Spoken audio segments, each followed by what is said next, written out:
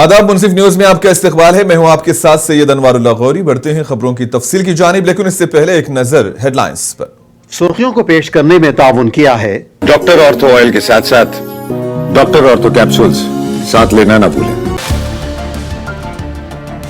वज़ीर आज़म मोदी ने सेशल्स के सदर से की मुलाकात। हिंदुस्तान और सेशल्स के दरमियान दो तरफा ताल्लुकात और दीगर उमूर पर किया गया तबादले ख्याल।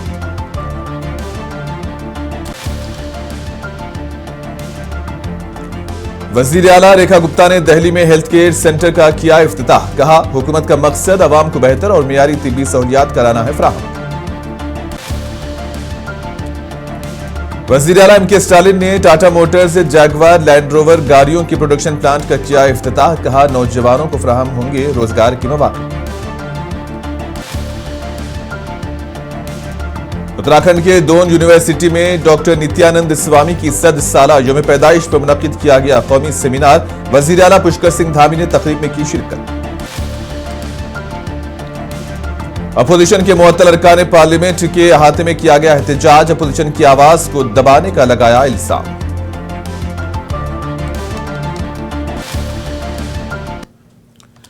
वज़ीर आज़म नरेंद्र मोदी ने सेशल्स के सदर डॉक्टर पैट्रिक हरमेनेनी से नई दिल्ली में आला सतही वफूद पर बातचीत की। जराये के मुताबिक इस मौके पर हिंदुस्तान और सेशल्स के दरमियान दो तरफा ताल्लुकात, दिफाई ताउन, समंदरी सलामती, तिजारत, सरमायाकारी और तरक्याती शराकत दारी पर तबादले ख्याल किया गया।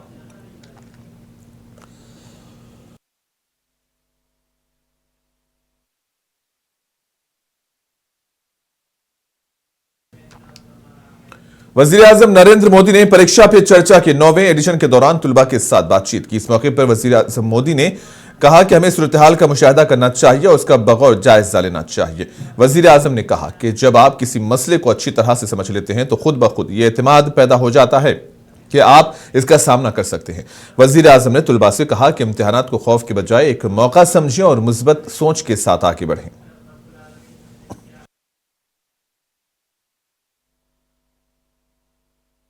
अक्सर छात्रों को स्टेज में या फिर लोगों के सामने बात करने में तकलीफ होती है। इसमें आत्मविश्वास बढ़ाने के लिए आप हमें क्या सलाह देना चाहेंगे? तो आप अगर उनको सलाह देनी है तो क्या दोगे? हाँ, आइए मेरे पास, आगे आगे सब लोग आइए। अगर किसी को 1, 2, 3 में कहना है तो कैसा? आत्मविश्वास रखना चाहिए। हाँ, ये आत्मविश्वास जो है ना, उसमें 2 शब्द है। 2 शब्द कौन कौन से? जिसका अपने आप पर विश्वास है उसको कभी डर नहीं लगता। आपको अपने पर विश्वास है क्या? अगर खुद पर विश्वास है तो आप हर चीज को पार कर सकते हैं। जिसको खुद पर विश्वास होता है करता क्या है? पूरी परिस्थिति का मनोमन अध्ययन करता है। आपने स्वामी विवेकानंद जी का ने एक चिट्ठी लिखी थी जब शिकागो में उनका भाषण हुआ, जो बहुत प्रसिद्ध भाषण है और विवेकानंद जी की बहुत तारीफ भी होती है। लेकिन उन्होंने अपने एक शिष्य को चिट्ठी लिखी, जब मुझे शिकागो में बोलना था मैं बहुत नर्वस हो गया कि दुनिया के इतने बड़े बड़े विद्वान, आयु में इतने बड़े बड़े लोग, इतने तपस्वी लोग, मैं क्या बोलूंगा। तो उन्होंने उसको लिखा, मैं बहुत था। और फिर बोले, मैंने मन में माँ सरस्वती को याद किया और माँ सरस्वती को मैंने कहा कि माँ, मुझ में जितनी शक्ति है उसको जगा दो। जो कुछ मैं सीखा हूं वो एक साथ मेरे जुबा पे आ जाए। बोले, मैंने ऐसी प्रार्थना की और मैं गया मंच पे।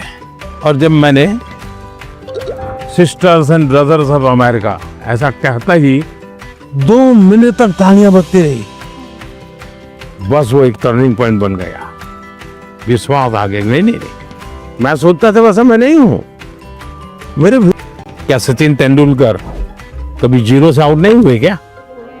होता है तो सर पकड़ के बैठ गए क्या? इसका मतलब हुआ हम जो स्थिति है उसको ऑब्जर्व करें, सिचुएशन को एक बार अंदाज कर लेना चाहिए। ऐसा हुआ था। अब देखना आपको लगेगा हाँ अरे ठीक है मैं कर लूंगा। जो आत्मविश्वास शब्द है उसको सच्चे अर्थ में जीवन में समझना चाहिए। आत्मा की बात दिल्ली की वजीर आला रेखा गुप्ता ने जीबी पंत अस्पताल में हेल्थ केयर सेंटर का इफ्तिताह किया। इस मौके पर वजीर आला ने कहा कि हुकूमत का मकसद आवाम को बेहतर और मियारी तिब्बी सहूलियात फराहम करना है। इन्होंने कहा कि अस्पताल में कायम ये नया हेल्थ केयर सेंटर जदीद तिब्बी सहूलियात से आरास्ता है, जिससे गरीब और मुतवस्सित तबके के मरीजों को बड़ा फायदा पहुंचेगा। अत्याधुनिक CT scanner, neuro cath lab, neuro ICU का उद्घाटन किया गया। ये सच में हमारे लिए बड़ी खुशी की बात है कि दिल्ली सरकार के अस्पताल में इस तरह की अत्याधुनिक मशीनों का लगना कहीं ना कहीं पूरी दिल्ली के हर नागरिक और यहाँ तक कि बाहर राज्यों से भी आए हुए लोगों के लिए एक बहुत बड़ी ये सुविधा है। और हमने कोशिश की है कि अपने स्वास्थ्य तंत्र को वर्ल्ड लेवल पर लेकर के जाएं, क्योंकि जो मशीनें आज यहाँ लगाई गई हैं वो अपने आप में बहुत ही आधुनिक हैं। और नॉर्थ इंडिया में, एमडी साहब, नॉर्थ इंडिया में ये पहले प्रकार का सिटी स्कैनर है जो दिल्ली में लगा है और दिल्ली के हमारे जीबी पंत हॉस्पिटल में ये लगाया गया है, जो कि कैंसर, हृदय रोग, स्ट्रोक, न्यूरोलॉजिकल और एंजियोग्राफी से जुड़ी हुई बीमारियों को शीघ्र पहचान भी कर पाएगा और बहुत ही काम करते हुए ये जीवन रक्षक भी स्थापित होगा। आज न्यूरो विज्ञान के क्षेत्र में एक बड़ी छलांग लगाते हुए फिलिप्स का हमने एंजियोरियन मोनोप्लेन न्यूरो कैथ लैब, ये कैथ लैब जो आज यहाँ स्थापित की गई है, ये जो हमारा हॉस्पिटल है जो कि 1964 से सेवा में, शिक्षा में और अनुसंधान में बहुत ही गौरव। तमिलनाडु के वजीर आला एम.के. स्टालिन ने चेन्नई में Tata Motors Jaguar land rover गाड़ियों के प्रोडक्शन प्लांट का इफ्तिताह किया। वजीर आला ने कहा कि यह फैक्ट्री न सिर्फ तमिलनाडु की सनती तरक्की को नई रफ्तार देगी, बल्कि हजारों नौजवानों के लिए रोजगार के मौके भी फराहम करेगी।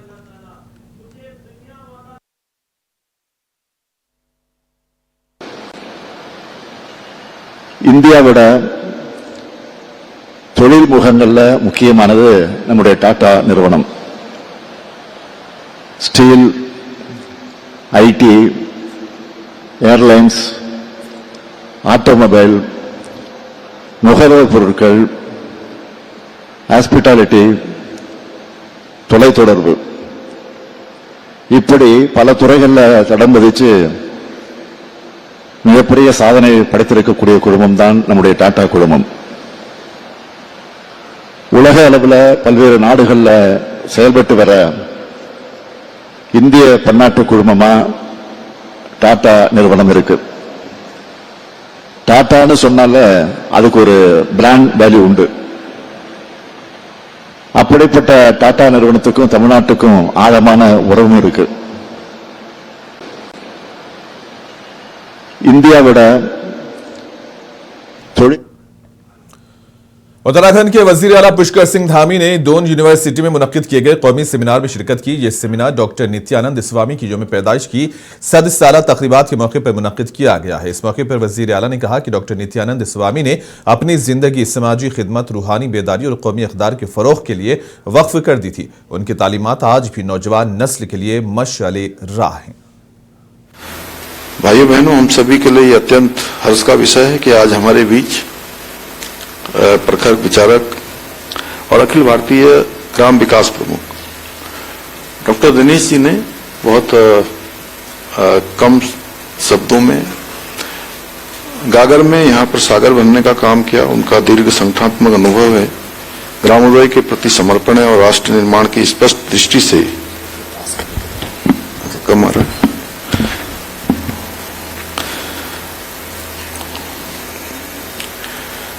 निरंतर समाज को दिशा देने का काम कर रहे हैं। मेरा सौभाग्य है कि मुझे भी आज डॉक्टर नित्यानंद जी के जन्म शताब्दी के अवसर पर आयोजित इस 2 दिवसीय राष्ट्रीय संगोष्ठी के शुभारंभ अवसर पर आप सभी मनुष्यों के बीच में अपने विचार साझा करने का अवसर प्राप्त हो रहा है। मुझे पूरा विश्वास है कि डॉक्टर नित्यानंद जी के विचारों को नई पीढ़ी तक पहुंचाने के लिए ये संगोष्ठी बहुत महत्वपूर्ण होगी। इसके साथ साथ हिमालय क्षेत्रों के संरक्षण एवं सतत विकास की दिशा में विस्तृत मानदंड स्थापित करने में भी बहुत महत्वपूर्ण भूमिका निभाएगी। मित्रों, प्रकृति के सुकुमार कवि पद्मश्री सुमित्रानंदन पंत जी की ये पंक्तियां मानो डॉक्टर नित्यानंद जी के जीवन का सार थी। कांटों से कुटिल भरी हो यह जटिल जगत की डाली, इसमें ही तो जीवन के पल्लव की फूटी लाली। डॉक्टर नित्यानंद जी ने अपना संपूर्ण जीवन हिमालय को, प्रकृति को और राष्ट्र को समर्पित कर दिया। वो सही मायनों में हिमालय पुत्र थे। उनकी सोच की ऊंचाई हिमालयों की जैसी, शिखरों की जैसी ऊंची थी और उनका सेवा भाव हिमालय की चोटियों से भी गहरा था। भले ही उनका जन्म आगरा में हुआ था, लेकिन उनकी आत्मा सदैव हिमालय में बसती थी। वो हिमालय। पार्लियामेंट के अहाते में अपोजिशन के मुअत्तल अरकान ने हुकूमत के खिलाफ एहतजाज किया। इस मौके पर अरकान ने हुकूमत के खिलाफ नारे लगाए। इस मौके पर इन्होंने अपोजिशन की आवाज को दबाने का हुकूमत पर इल्जाम लगाया।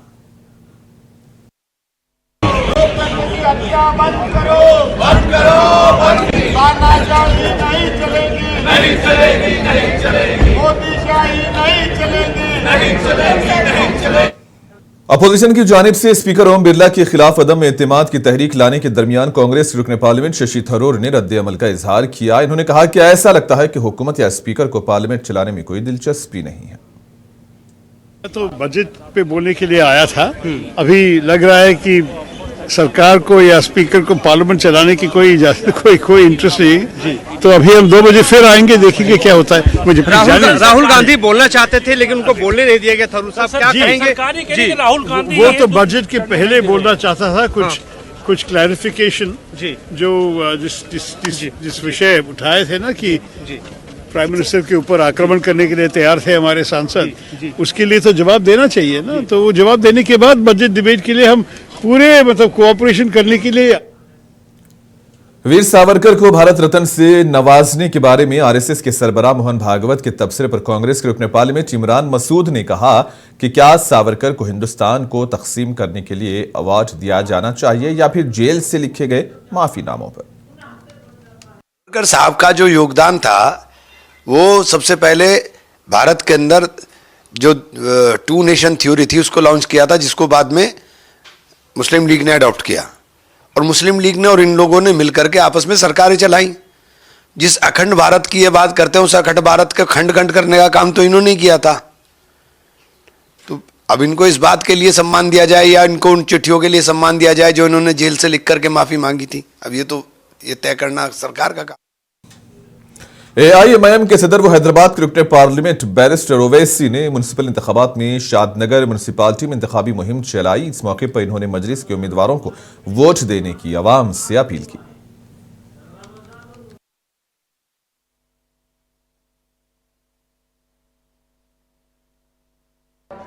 100 साल का यूं जश्न मना रहे।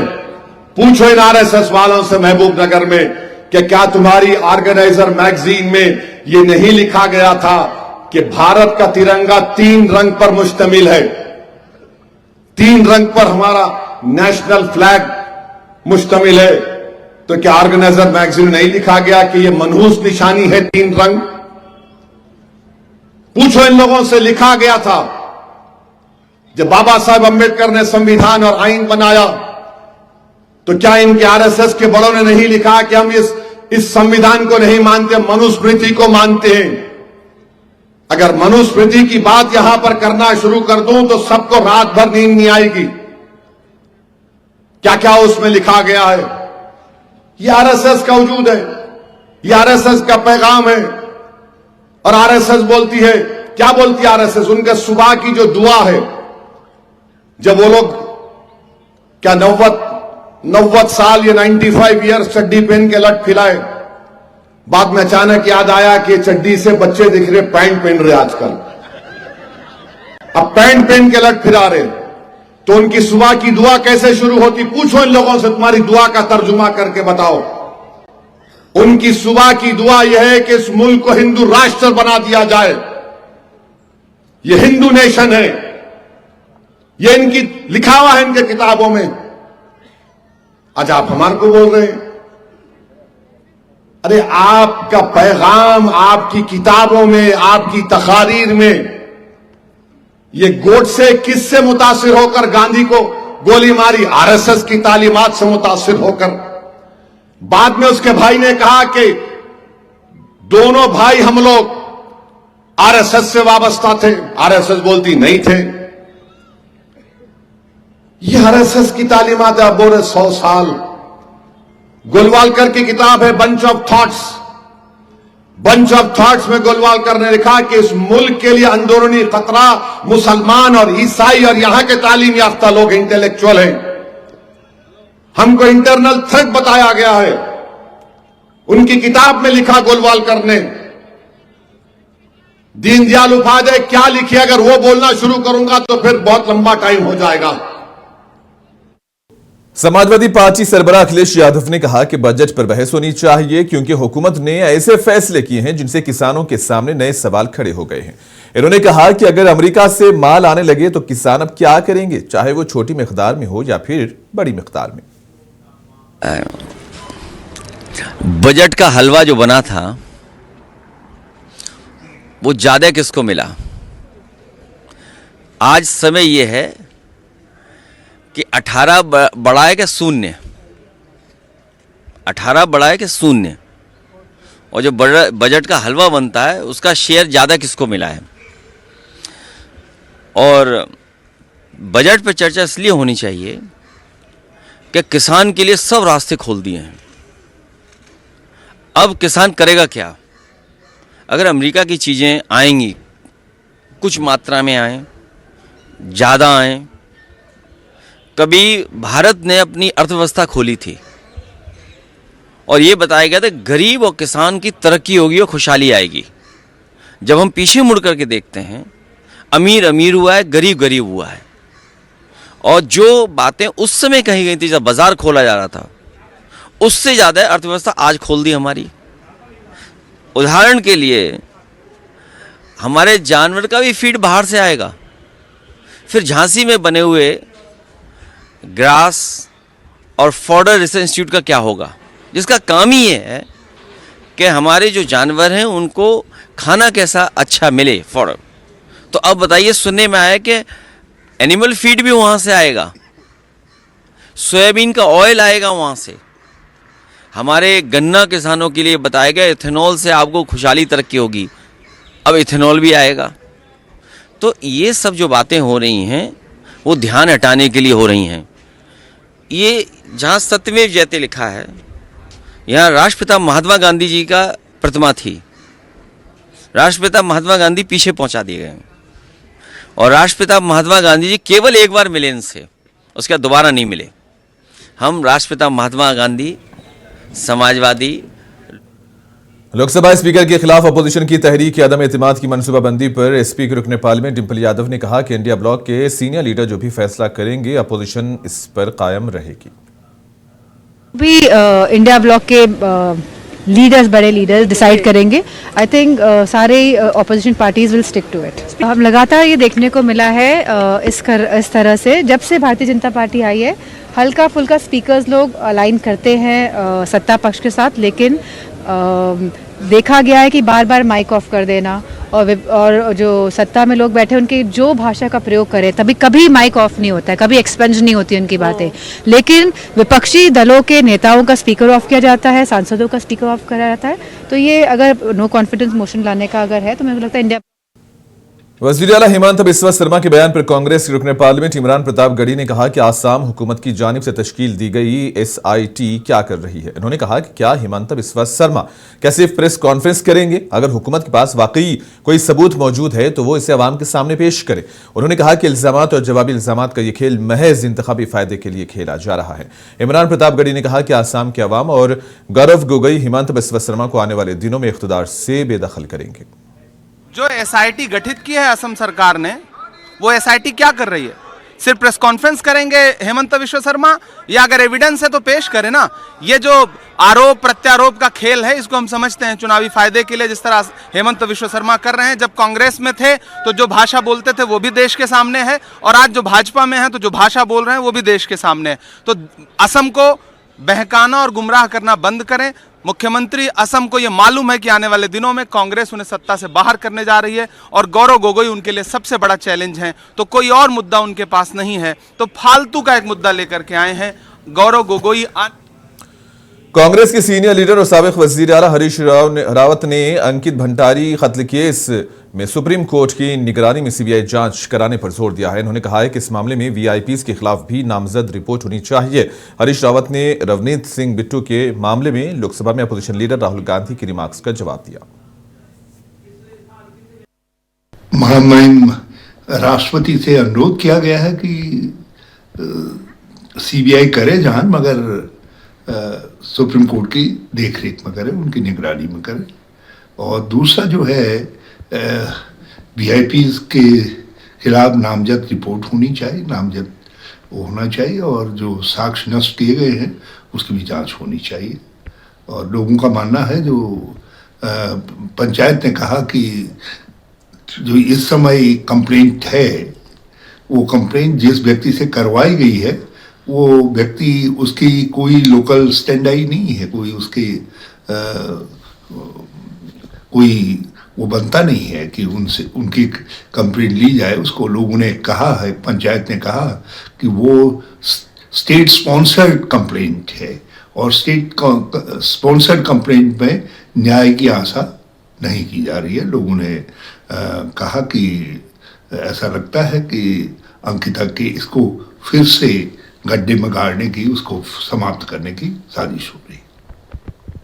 जिस व्यक्ति को पार्टी ने सांसद बनाया, कई बार संसद में संसदीय दल का नेता या और महत्वपूर्ण मुसल्ले अस्करियत पसंदों ने मुबैना तौर पर मणिपुर के अखरोल जिले में कई मकानात को आग लगा दी। वाक़या इलाके में सख्त कशीदगी के दरमियान पेश आया जब एक बरादरी के एक रुकन पर लोगों के ग्रुप ने हमला किया। हुकाम के मुताबिक दो कबायली ग्रुपों ने इतवार की शाम जिले के लेटन गांव में पथराव किया, जिससे इंतजामिया को कर्फ्यू नाफिज करने पर मजबूर करना पड़ा। उनका कहना था कि लेटन सारिखोंग में टंगखोल नागा बरादरी से ताल्लुक रखने वाले कई घरों को मुबैना तौर पर कोकी अस्करियत पसंदों ने आधी रात के करीब आग लगा दी थी। करीबी इलाके में कोकी बरादरी के कुछ अफराद के घर भी जला दिए गए।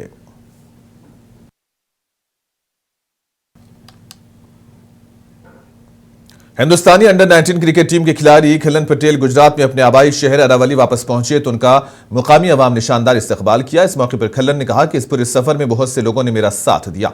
इन्होंने हर मुश्किल वक्त में उनके साथ खड़े होने वालों का शुक्रिया भी अदा किया। खिलन ने फाइनल में आखिरी कैच लेकर अपनी टीम को जीत दिलाई थी।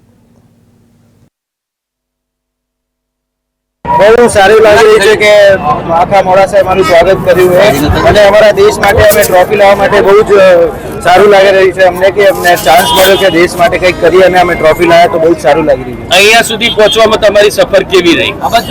બહુ સ્ટ્રગલ રહ્યું, પણ એ તો હવે નોર્મલ છે, હવે કે સ્ટ્રગલ વગર તો કંઈ જ ના મળે, તો સારું રહ્યું ને આખા મોડાસાનો સપોર્ટ રહ્યો એટલે બહુ સારું રહ્યું। આ મેચમાં જ્યારે ફાઇનલ જીત્યા ત્યારે તમને કેવું ગૌરવ લાગ્યું હતું? ત્યાં બહુ જ સારું લાગે કે ક્યારેક દેશ માટે ટ્રોફી જીતો તો બહુ સારું ફીલ થાય અને એમાં બી લાસ્ટ કેચ પકડો તો બહુ જ સારું લાગે। કિલનભાઈ, ભારતીય ટીમમાં તમારું સિલેક્શન અને ઓલરાઉન્ડ પરફોર્મન્સ શું કહેશો? બહુ સારું લાગ્યું કે અમે ટ્રોફી જીત્યાનો મારું પણ બહુ સારું કોન્ટ્રીબ્યુશન હતું, તો સારું ફીલ થઈ રહ્યું છે કે મેચ। और इसी के साथ ही खबरों का सिलसिला यहीं पर इख्तिताम पजीर होता है। दीजिए इजाजत, आदाब।